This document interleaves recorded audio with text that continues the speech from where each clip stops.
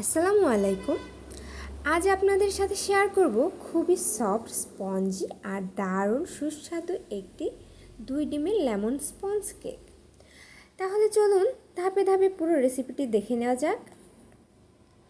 প্রথমে একটি বাটিতে হাফ কাপ ময়দা, 1 চা চামচ কর্নফ্লাওয়ার, হাফ চা চামচ বেকিং পাউডার একসাথে ভালোভাবে চেলে নিব। এতে সব উপকরণ সমানভাবে মিশে যায় এবং কেকের টেক্সচার হয় আরও নরম, হালকা ও স্পঞ্জি। একটি স্প্যাচুলা দিয়ে ভালোভাবে মিশিয়ে বাটিটি আমি এক সাইডে সরিয়ে রাখব।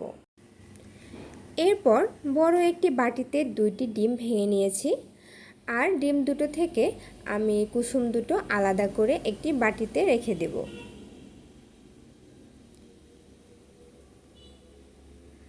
কুসুম দুটো আলাদা করা হয়ে গেলে প্রথমে ইলেকট্রিক বিটার দিয়ে হালকা বিট করে নিব।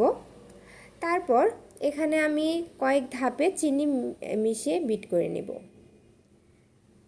1/4 কাপ পরিমাণ চিনি ইউজ করেছি, আপনারা চাইলে আপনাদের পছন্দ অনুযায়ী চিনি ইউজ করতে পারেন। ধীরে ধীরে মিশ্রণটি ফোমি, হালকা এবং ভলিউম অনেকটাই বেড়ে গেছে। এই ধাপটি স্পঞ্জ কেকের জন্য খুবই গুরুত্বপূর্ণ, কারণ এখান থেকেই কেকের সফট সুন্দর টেক্সচার তৈরি হয়। এরপর ডিমের কুসুম দুটো অ্যাড করব, আর এতে আমি 1 টিস্পুন পরিমাণ লেমন ইমালশন দিয়ে ভালোভাবে বিট করে নিব। আর অফ ক্যামেরায় আমি লেমন জুস ইউজ করেছি, আপনারা চাইলে কয়েক ফোঁটা লেমন জুস ইউজ করতে পারেন, এতে ফ্লেভারটি অনেক ভালো আসে।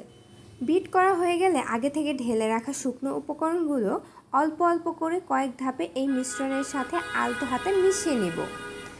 খুব বেশি নাড়াচাড়া না করে আলতো হাতে মেশাতে হবে, যাতে ব্যাটারের ভেতর এয়ার নষ্ট না হয়।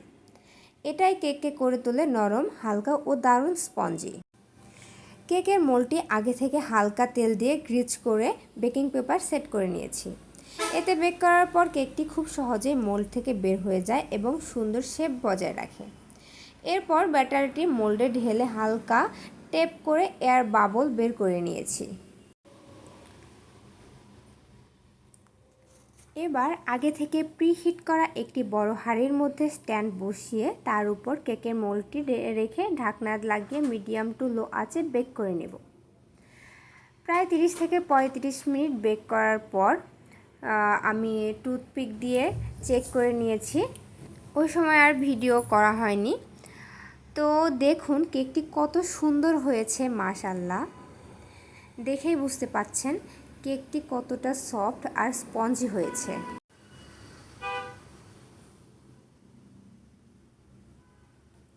কেকটি স্লাইস করে দেখাচ্ছি, ভেতরের কতটা সফট, স্পঞ্জি আর ময়েশ্চারযুক্ত।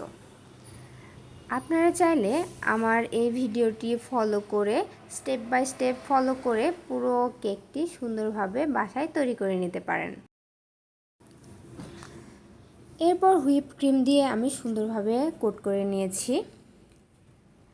তারপর নিজের পছন্দ মতো সহজ কিছু ডিজাইন করে নেব।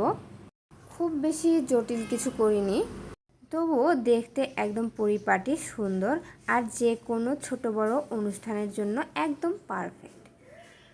তো কেমন হয়েছে অবশ্যই কমেন্ট করে জানাবেন, আর ভিডিওটি ভালো লেগে থাকলে অবশ্যই লাইক, কমেন্ট, শেয়ার করে আমার পাশে থাকবেন। আজ এ পর্যন্তই। আল্লাহ হাফেজ।